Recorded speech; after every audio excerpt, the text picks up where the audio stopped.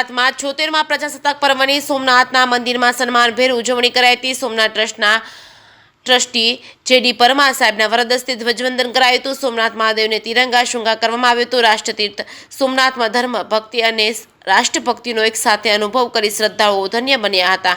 જે કેસની ગુજરાતી સાથે મહેશ વાજા, સોમનાથ। સાચી સ્વતંત્રતા જેને કહેવાય એ આપણને 26મી જાન્યુઆરીએ મળી છે। 1950માં જ્યારે આપણો ભારતનું બંધારણ બનાવવામાં આવ્યું અને એનો અમલ કરવામાં આવ્યો, એ વખતના તત્કાલીન રાષ્ટ્રપતિ ને એ અર્પણ કરવામાં આવ્યું રાજેન્દ્ર પ્રસાદજીને, અને એમણે એ દિવસે એને અમલની જાહેરાત કરી। એ દિવસથી આપણે પ્રજાસત્તાક ભારતમાં જીવી રહ્યા છીએ।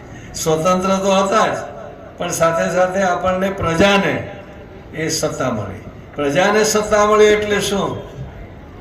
પ્રજા જ સર્વોપરી છે એ વાત આપણે સ્વીકારી। પ્રજાના મતથી જ શાસન ચાલે એ વાતને આપણે સ્વીકારી।